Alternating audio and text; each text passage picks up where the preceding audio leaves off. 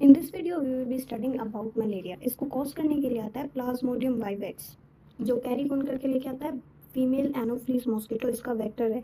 इसके थ्रू हमारे अंदर प्लाज्मोडियम एंटर करता है और मलेरिया कॉज कर देता है। इसका जो होस्ट होता है वो डाइजेनेटिक है, यानी एक ऐसा पैरासाइट जिसको दो होस्ट चाहिए अपना लाइफ साइकिल कंप्लीट करने के लिए, primary host, secondary host. Primary host इसका मॉस्किटो होता है और सेकेंडरी इसका ह्यूमन होता है। ये अपना sexual part of life cycle mosquito में कंप्लीट करता है और ये सेक्सुअल ह्यूमंस में कंप्लीट करता है। कि कैसे, देखो हमने पढ़ लिया कि मलेरिया को कॉज करने के लिए प्लाज्मोडियम वाइवेक्स आता है। फीमेल एनोफ्लीज एंड मॉस्किटो को एज अ वेक्टर वो यूज करता है। सबसे पहले ये फीमेल एनोफ्लीज मॉस्किटो को बाइट करेगा। उसके बाद ये अपनी इन्फेक्टिव स्टेज, यानी जब मॉस्किटो बाइट करता है तो इन्फेक्टिव स्टेज स्पोरोजोइट को इंजेक्ट कर देता है बाइट के साथ। फिर ये आपके ब्लड के अंदर चला जाता है। ब्लड के थ्रू फिर ये आपके लीवर पे अटैक करेगा, लीवर में जाएगा। उसके बाद लीवर के अंदर ये सेक्सुअल डिवीजन शुरू कर देता है। इसके फिर यहाँ पे ये हिपैटोसाइट्स जो लीवर की सेल्स होती है उसे रप्चर करके बाहर निकल जाता है। फिर यहाँ से ये फिर आरबीसी में अंदर चला जाएगा, ब्लड के अंदर गया, ब्लड से आरबीसी। फिर इसके बाद ये यहाँ पे भी डिवीजन शुरू कर देता है। फिर जब आरबीसी को ये रप्चर कर देगा, आरबीसी जब रप्चर होगी तो वो हीमोजोइन क्या है? हीमोजोइन एक ऐसी स्टेज है जो कि फीवर कॉज करती है। फिर इसके बाद जो पैरासाइट है इन्फेक्ट करेगा नई आरबीसी को, नई आरबीसी के अंदर चला जाएगा। फिर अपना सेक्सुअल पार्ट कंप्लीट करता है। अब इसकी जो ये स्टेज थी ये एंटर कर जाएगी आरबीसी के अंदर। ये स्टेजेस इसकी एंटर करी, अब आरबीसी के अंदर री एंटर हो गया।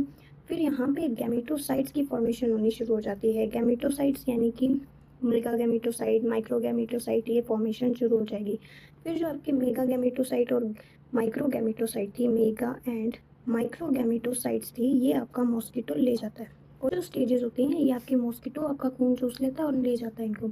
फिर यहाँ मॉस्किटो के होस्ट के अंदर एंटर हो गए। फिर यहाँ से जो मॉस्किटो की गट होती है उसकी गट के अंदर मेगा गैमेटोसाइट यानी ओवम और माइक्रो यानी कि स्पर्म, ये दोनों एंटर होती है। यहाँ पे फिर जाइगोट का फॉर्मेशन होता है। इससे फिर स्पोरोजोइट बन जाती है। इससे फिर इन्फेक्टिव स्टेज यानी स्पोरोजोइट बन जाती है। और फिर ये स्पोरोजोइट जो है, स्पोरोजोइट मॉस्किटो के सेलिवरी ग्लैंड में जाएगा। फिर ये साइकिल फिर चलता रहेगा। फिर मॉस्किटो बाइट करेगा दूसरे को। फिर ये ऐसे साइकिल कंटिन्यू रहता है। इसके अंदर दो छोटे क्वेश्चन ये बने कि एक तो इसकी साइड, एक तो इन्फेक्टिव स्टेज क्या था? स्पोरोजोइट। और क्या रिलीज हुआ आरबीसी के रप्चर होने से? हीमोजोइन रिलीज हुआ, जो कि फीवर और चिल्स 24 सिम्टम्स होते हैं वो कॉज करता है। देखो वैसे तो बहुत सारे प्लाज्मोडियम होते हैं, जैसे कि Plasmodium oval, Plasmodium vivax, Plasmodium malaria. लेकिन सबसे जो डेंजरस और डेडलीस्ट होता है वो है प्लाज्मोडियम फैल्सीपैरम। ये क्या करता है? ये बहुत डेडलीस्ट है, मैलिग्नेंट सेरिब्रल मलेरिया कॉज करता है। मतलब इंपॉर्टेंट क्वेश्चन अराइज हुआ कि गैमेटोसाइट्स ज़्यादा फर्दर डेवलप क्यों नहीं हुई ह्यूमन के अंदर? क्योंकि हमारी बॉडी का टेम्परेचर हाई होता है।